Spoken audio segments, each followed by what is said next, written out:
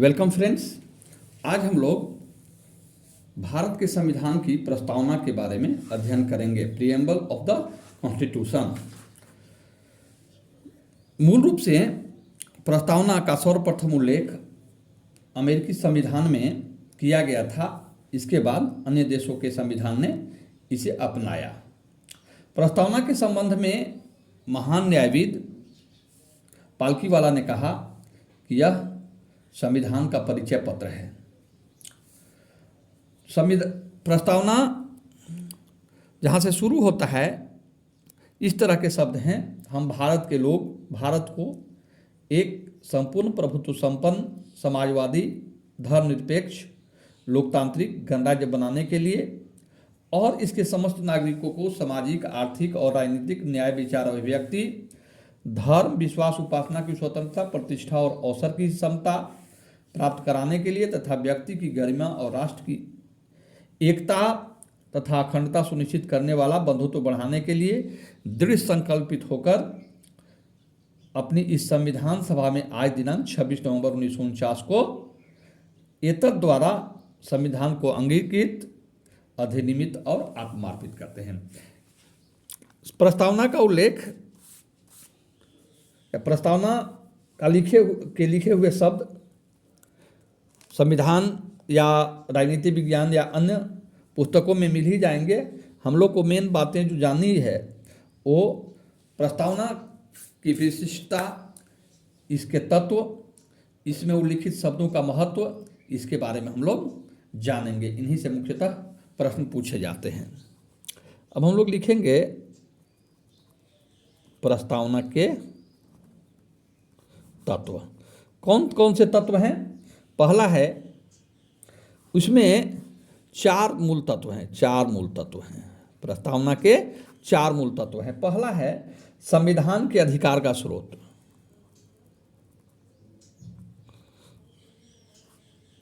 संविधान के अधिकार का स्रोत। संविधान के अधिकार का स्रोत भारत के लोग हैं। जैसा कि प्रस्तावना के शुरू में ही शब्द यूज किया गया है, प्रयोग किया गया, हम भारत के लोग। तो संविधान के अधिकार का स्रोत जो है सो भारत के लोग हैं। दूसरा जो है भारत की प्रकृति।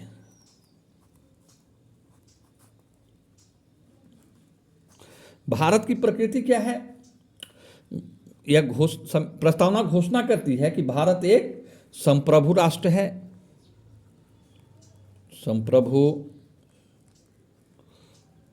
समाजवादी धर्मनिरपेक्ष लोकतांत्रिक तथा गणराज्य, ये जो है भारत की प्रकृति है। तीसरा हो गया संविधान के उद्देश्य।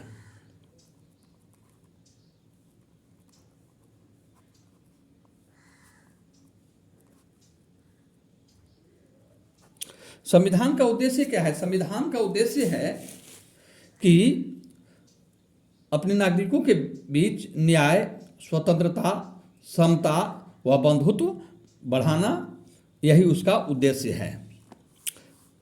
क्या उद्देश्य है संविधान का? कि न्याय,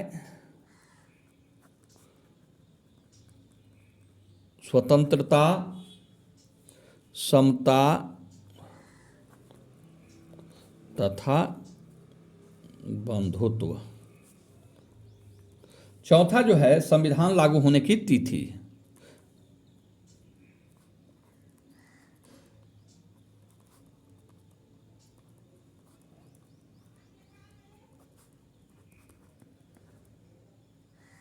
संविधान लागू होने की तिथि कब है? 26 नवंबर 1949।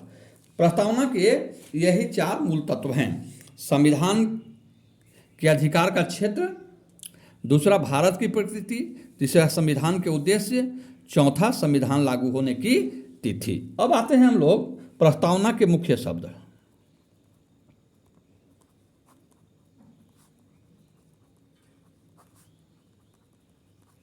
प्रस्तावना में जो मुख्य शब्द हैं। पहला है संप्रभुता।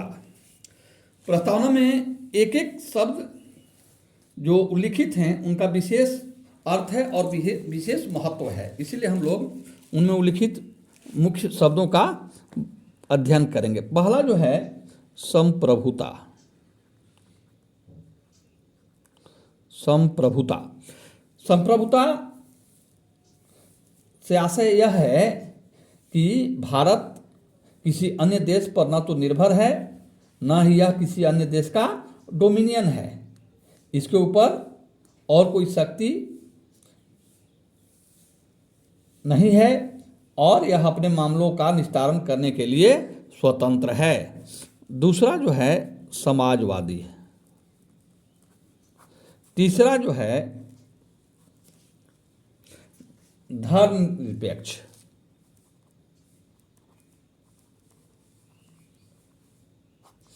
चौथा है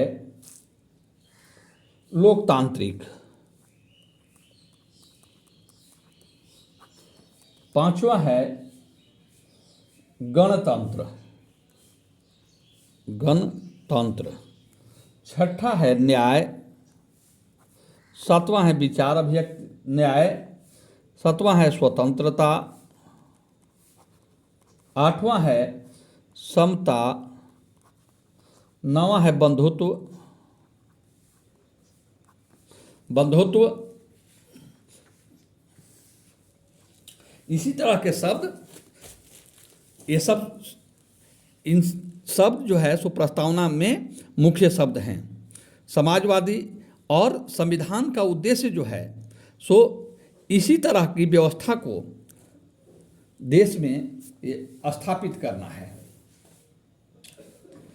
अब जो है हम लोग देखेंगे कि प्रस्तावना का महत्व क्या है। महत्व,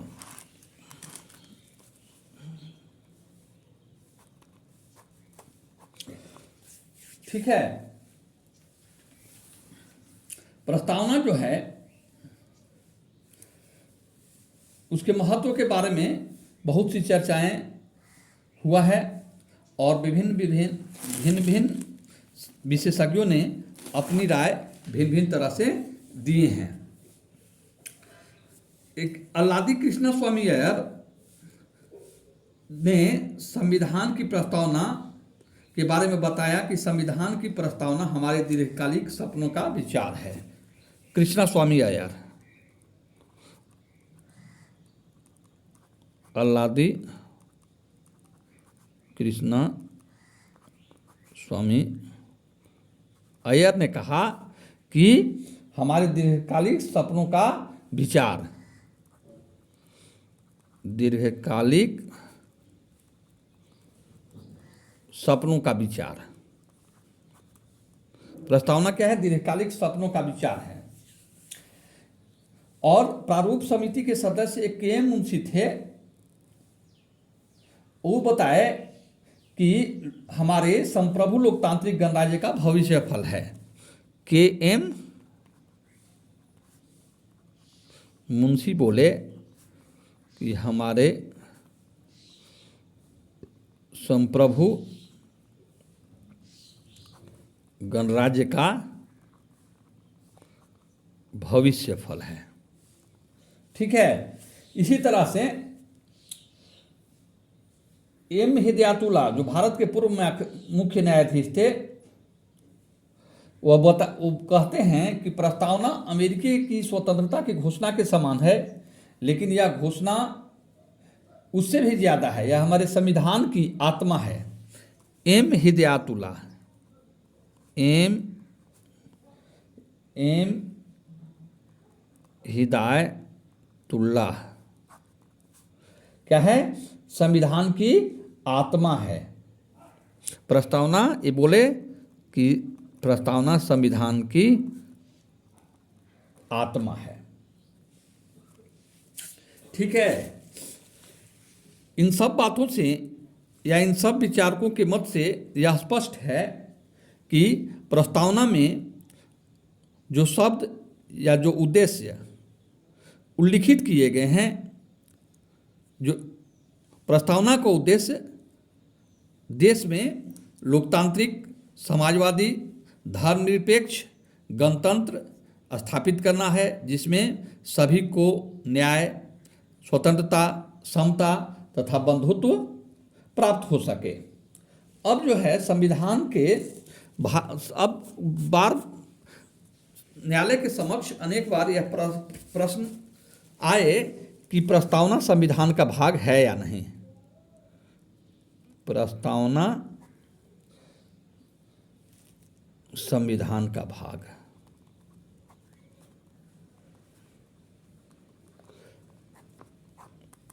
इस संदर्भ में सबसे पहले 1960 में बेरुवाड़ी केस आया था।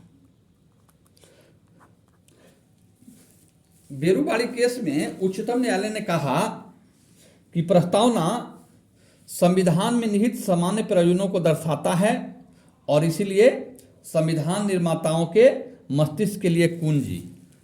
क्या कहा?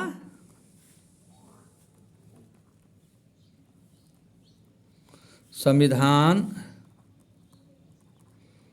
निर्माताओं के मस्तिष्क की कुंजी। संविधान निर्माताओं के मस्तिष्क की कुंजी है, ठीक है।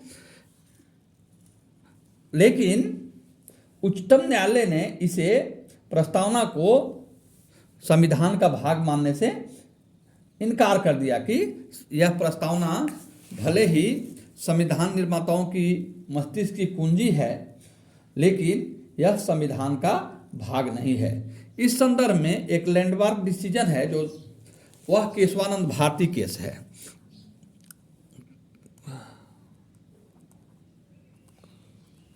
केशवानंद भारती 1973 में 1973 में उच्चतम न्यायालय ने अपने पूर्व दिए गए निर्णय को अस्वीकार कर दिया, व्याख्या को अस्वीकार किया और यह व्यवस्था दी कि प्रस्तावना संविधान का एक भाग है और यह महसूस किया गया कि प्रस्तावना संविधान का अति महत्वपूर्ण हिस्सा है और संविधान की प्रस्तावना में उल्लिखित महान विचारों को ध्यान में रखकर संविधान का अध्ययन किया जाना चाहिए। ठीक है, 1973 में वो पूर्व के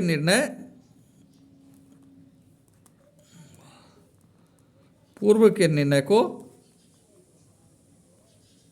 अस्वीकार किया गया और बताया गया कि प्रस्तावना संविधान का अति महत्वपूर्ण भाग है, ऐसा बताया गया। ठीक है। और एलआईसी मामले में भी, LIC versus union of India मामले में भी उच्चतम न्यायालय ने प्रस्तावना को संविधान का आंतरिक हिस्सा माना। इस तरह अभी यही केशवानंद भारती केस ही जो फाइनल डिसीजन है अब तक का, उसके अनुसार ही प्रस्तावना को संविधान का एक भाग है, जो अति महत्वपूर्ण भाग है, ऐसा मान्यता है, ऐसा माना जाता है। ठीक है। अब प्रस्तावना में संशोधन जो है किया जा सकता है कि नहीं, तो एक बार अब तक 1976 में 42वें संविधान संशोधन द्वारा प्रस्तावना में संशोधन किया गया है। इसमें 3 नए शब्द जोड़े गए। 3 नए शब्द कौन जोड़े गए थे? समाजवादी,